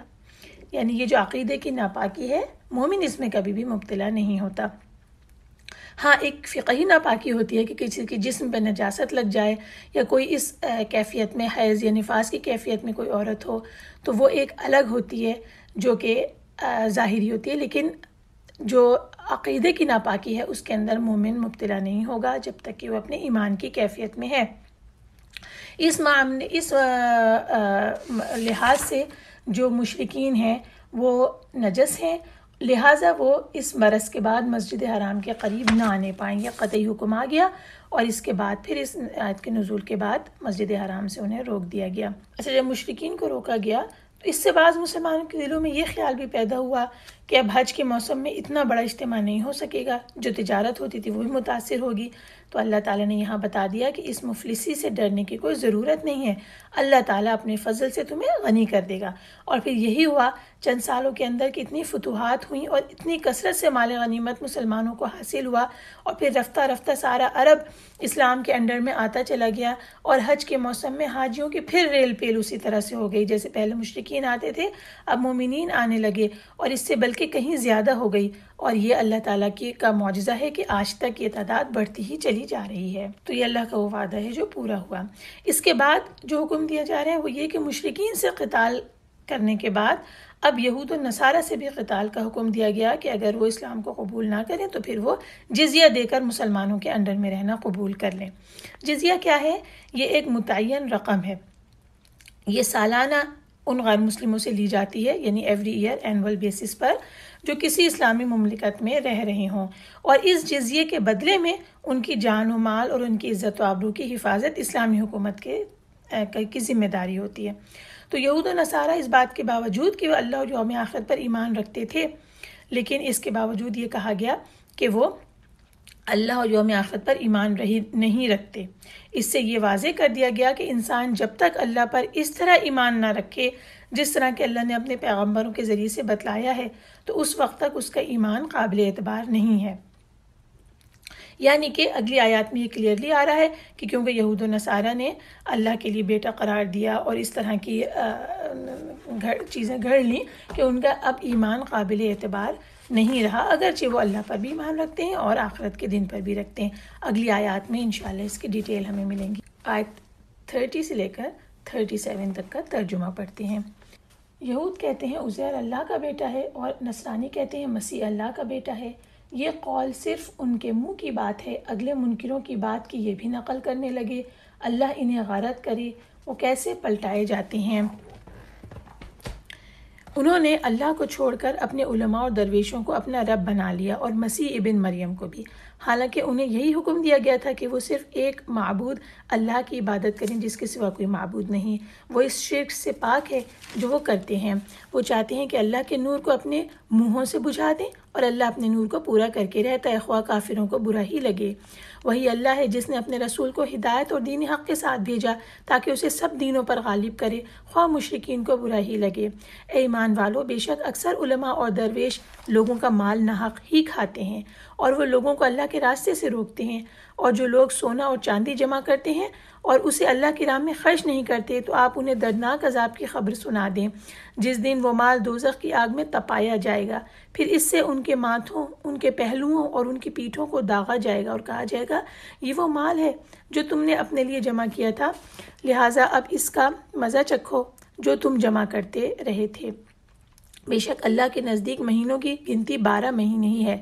اللہ کی کتاب میں، جس دن سے اس نے آسمان و زمین کو پیدا کیا، ان میں سے 4 مہینے حرمت والے ہیں، یہی سیدھا دین ہے۔ چنانچہ تم ان مہینوں میں اپنے آپ پر ظلم نہ کرو اور تمام مشرکین سے لڑو جیسے وہ تم سے لڑتے ہیں، اور جان لو کہ بے شک اللہ متقیوں کے ساتھ ہے۔ بلا شبہ کسی مہینے کو آگے پیچھے کر دینا کفر میں زیادتی ہے،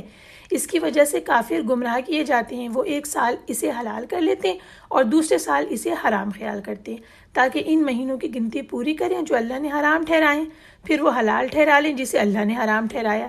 ان کے برے اعمال انہیں بھلے دکھائی دیتے ہیں اور اللہ کافروں کو ہدایت نہیں دیتا۔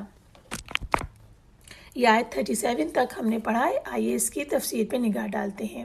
اچھا، تو پچھلی آیات میں یہود و نصارہ سے قتال کا حکم آیا، وہ ان کے کفر و شرک کی بنا پر ہی ہے، کیونکہ انہوں نے اللہ تعالیٰ کے اوپر بہت بری باتیں کی۔ یہودیوں نے عزیر علیہ السلام کے بارے میں کہا کہ وہ اللہ کے بیٹے ہیں، اور عیسائیوں نے مسیح کے بارے میں کہ وہ اللہ کے بیٹے، حالانکہ اللہ کی ذات بابرکات اس بات سے بہت پاک اور بلند ہے۔ نصارہ کے بارے میں تو یہ بات بالکل معلوم ہی ہے کہ انہوں نے مسیح علیہ السلام کو اللہ کا بیٹا قرار دیا، لیکن یہودیوں کے تمام گروہوں نے عزیر علیہ السلام کو اللہ کا بیٹا قرار نہیں دیا۔ اس کے بارے میں ڈیٹیل یہ لکھی ہوئی ہے کہ عزیر ازرا ازرا کے نام سے جو نبی ہیں، یہ اصل میں یہودیوں کے 450 قبل مسیح کے زمانے کے لگ بھگ ان کا زمانہ ہے۔ اسرائیلی روایت کے مطابق حضرت سلیمان علیہ السلام کے بعد بنی اسرائیل پر ایک دور آتا چلا گیا جس میں کہ ان کے تورات تک ان سے گم ہو گئی تھی اور تمام ہدایات بھولتے چلے گئے تھے، اور یہاں تک کہ وہ اپنی شریعت سے بھی ناشنا ہو گئے تھے جب عزیر علیہ السلام کو اللہ تعالیٰ نے اس دنیا میں بھیجا، اور انہوں نے پرانے تمام عہد نامے کو مرتب کیا، پوری شریعت کو دوبارہ سے ان کے سامنے تجدید کی اس کی، اور بنی اسرائیل نے ان نبی کی بہت تعظیم کی، اور جب یہ اس دنیا سے چلے گئے تو اس وقت بھی ان کی تعظیم کرتے تھے یہ، لیکن یہ اس حد تک تعظیم بڑھی کہ ان کے یہودیوں میں سے ایک گروہ نے ان کو اللہ کا بیٹا قرار دیا۔ تمام یہودیوں نے بالاتفاق ان کو اللہ کا بیٹا قرار نہیں دیا، بلکہ ایک گروہ نے قرار دیا۔ بہرحال یہ ایک اعتقادی گمراہی کے اندر مبتلا ہوئے اور شرک کرنے لگے اس طریقے سے، تو اللہ تعالیٰ نے ان دونوں گروہوں کو یہاں یہ بتایا۔ اس سے آگے کیا بات آئی کہ پھر انہوں نے اپنے علماء اور مشائخ کو بھی اپنا رب بنایا۔ اچھا، یہ کیسے ہوا کہ انہوں نے اللہ کو چھوڑ کر اپنے علماء اور اپنے درویشوں کو اپنا رب بنا لیا، حالانکہ انہیں صرف ایک اللہ کی عبادت کا حکم دیا گیا تھا؟ اس کے بارے میں یہ آتی ہے حدیث کہ ایک دفعہ عدی بن حاتم جو تھے، جو کہ پہلے عیسائی تھے پھر مسلمان ہوئے، حاتم تائی کے بیٹے، وہ رسول اللہ صلی اللہ علیہ وسلم سے پوچھنے لگے، کہتے ہیں کہ میں نے عرض کی کہ یہ لوگ اپنے علماء اور مشائخ کی عبادت تو نہیں کرتے تھے؟ رسول اللہ صلی اللہ علیہ وسلم نے فرمایا، ہاں، لیکن وہ جب ان کے حلال کو حرام اور حرام کو حلال قرار دیتے تھے تو وہ ان کی پیروی شروع کر دیتے تھے۔ یہ طویل حدیث ہے، ہم نے صرف اس کا ایک ٹکڑا لیا ہے۔ یہاں سے بات معلوم ہوئی کہ کسی بھی سند کے بغیر اللہ تعالیٰ کے پر کوئی بھی بات گھڑ لینا، یا جو اس نے حلال کہا ہے اسے حرام قرار دے دینا، یا جسے اس نے حرام کہا ہے اسے حلال قرار دے دینا، جو لوگ اس چیز کو اپنے ہاتھ میں لے لیتے ہیں گویا کہ وہ اپنی خدائی کا دعویٰ کرتے ہیں، اور جو لوگ ان کی اس بات کو تسلیم کر لیتے ہیں گویا کہ وہ ان کو اللہ کے مقام کے اوپر بٹھا دیتے ہیں۔ استغفر اللہ العلی العظیم۔ یعنی شریعت سازی کا حق کسی کو نہیں دیا جا سکتا۔ جو ایسا کر رہے ہیں وہ ایمان کا جھوٹا دعویٰ کر رہے ہیں، کیونکہ وہ اللہ کے بجائے ان علماء کو اور ان درویشوں کو اپنا رب بنا رہے ہیں۔ استغفر اللہ العلی العظیم۔ اور اس کے بعد یہ کہ بتایا گیا کہ وہ یہ چاہتے ہیں کہ اللہ کے نور کو اپنے منہ سے بجھا دیں۔ اللہ کا نور کیا ہے اور اپنے منہ سے بجھانے کا مطلب کیا ہے؟ اللہ کا نور یعنی رسول اللہ صلی اللہ علیہ وسلم کو جس ہدایت اور دین حق کے ساتھ اللہ تعالیٰ نے مبعوث کیا وہ اس کا نور ہے، اور یہ جو اس کو منہ سے بجھانا چاہ رہے ہیں یعنی کہ یہ محض لڑائی جھگڑے اور غلط سلط باتیں کر کے جھوٹ گھڑ کے اس کو مٹا دینا چاہتے ہیں۔ اور اس کی مثال ایسی ہے جیسے کہ کوئی سورج یا چاند کی روشنی کو اپنے منہ کی پھونکوں سے پھونک مار کر بجھانا چاہے۔ ظاہر بات ہے وہ ایسا نہیں کر سکتا۔ اللہ تعالیٰ نے جس دین کے ساتھ اپنے رسول کو بھیجا وہ ضرور مکمل اور غالب کر کے اللہ تعالیٰ چھوڑے گا، اور ایسا ہی ہوا کہ اللہ تعالیٰ نے اسے سب دینوں پر غالب کر دیا۔ وَلَوْ كَرِهَ الْمُشْرِكُونَ، اور شرک کرنے والوں کی بات بہت ہی بری لگی لیکن اللہ نے ایسے ہی کیا۔ یہاں ایک حدیث کا حوالہ دیا گیا ہے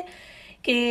رسول اللہ صلی اللہ علیہ وسلم فرماتے ہیں، ترجمہ، یہ دین وہاں تک پہنچ جائے گا جہاں جہاں دن اور رات ہے۔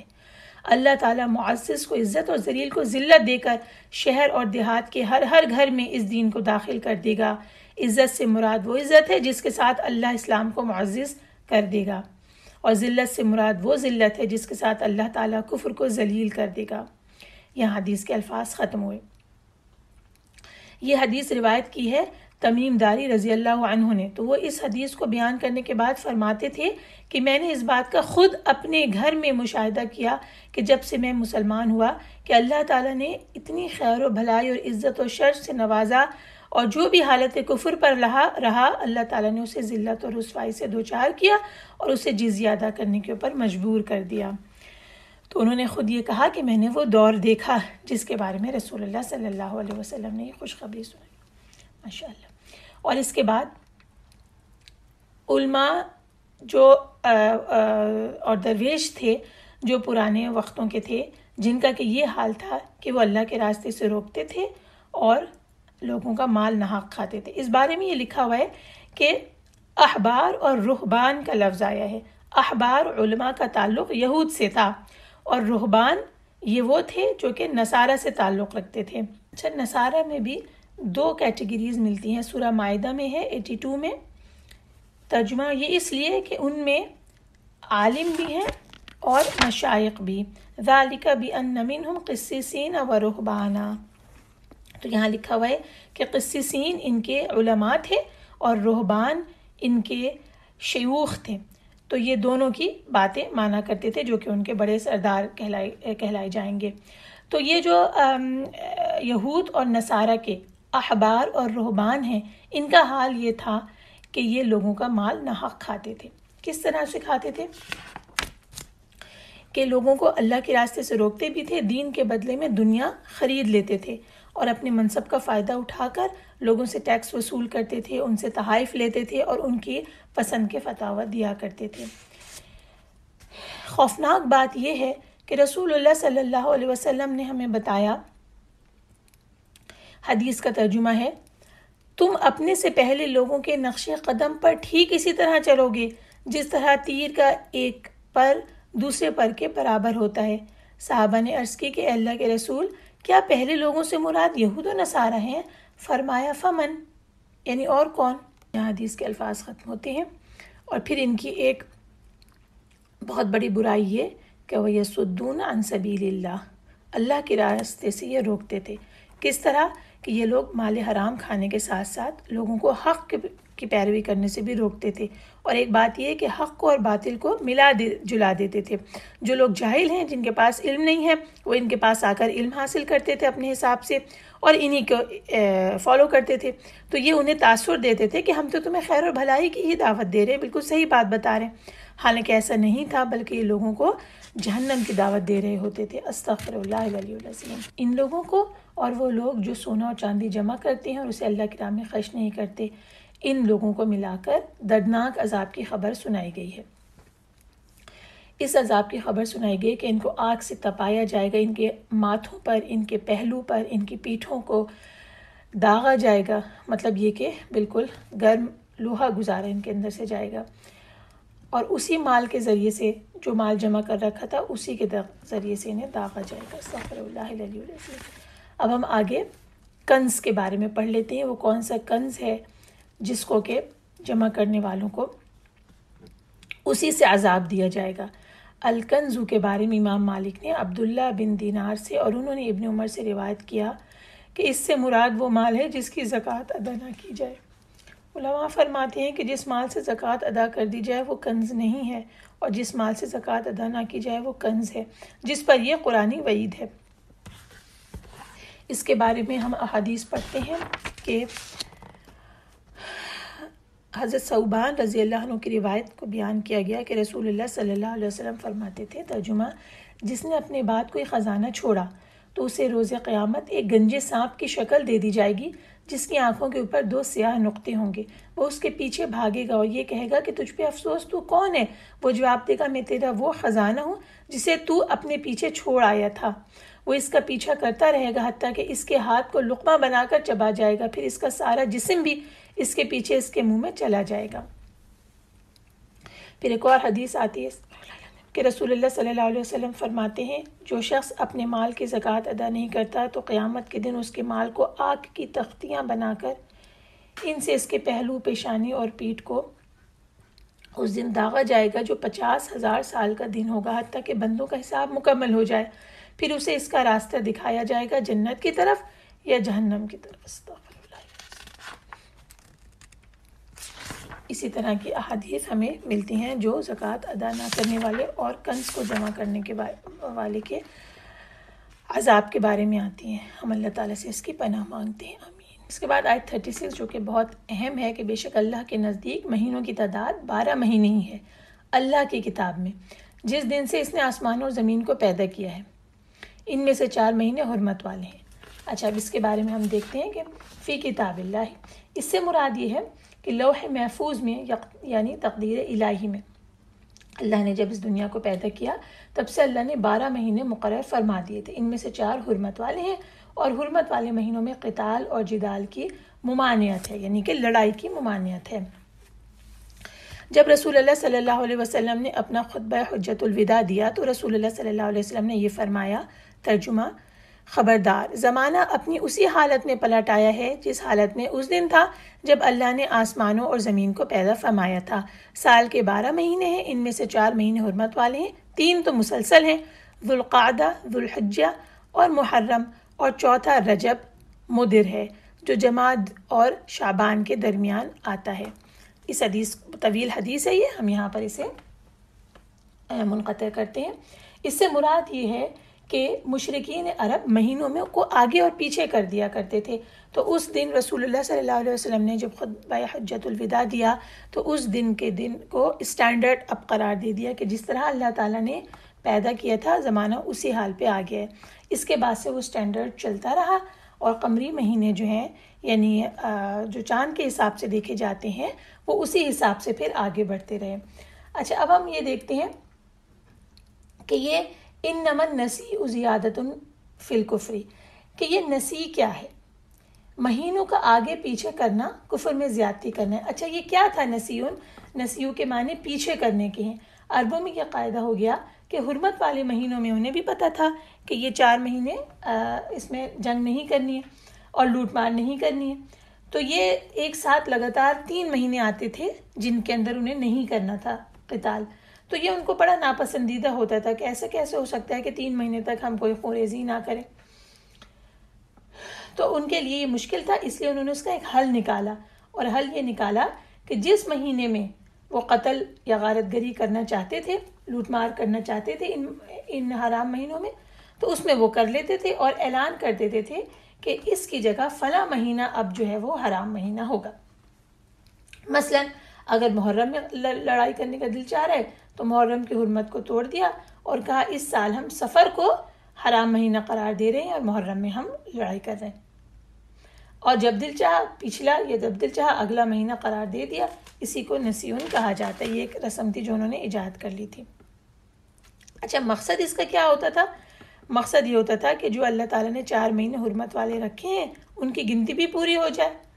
اور لیکن اس میں جو قتال اور جدال ہے وہ بھی ہم کر سکیں جس کا ہمارا بہت دل چاہ رہا ہے. لہٰذا انہیں اس کی کوئی پرواہ نہیں تھی اللہ نے حکم کیا دیا ہے، بلکہ انہیں پرواہ یہ تھی کہ نمبر بس پورا ہو جانا چاہیے 4 کا. تو یہاں یہ بات بتا دی گئی کہ اب یہ نہیں کیا جا سکتا.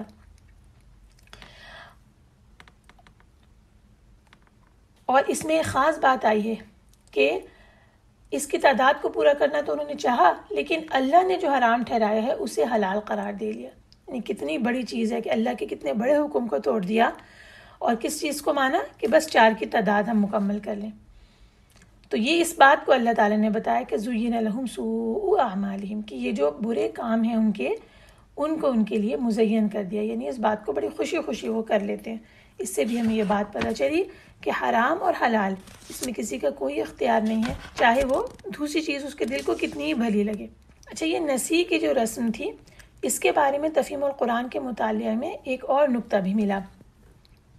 پہلا طریقہ تو نسیء کا وہی تھا جو کہ ابھی ہم نے پڑھا کہ حرام مہینے کو حلال کر لیتے تھے حلال کو. اچھا دوسرا طریقہ یہ آیا کہ ایک صورت یہ بھی تھی کہ یہ کیا کرتے تھے کہ جو قمری سال ہیں یعنی کہ چاند کے حساب سے جو تاریخیں بن رہی ہیں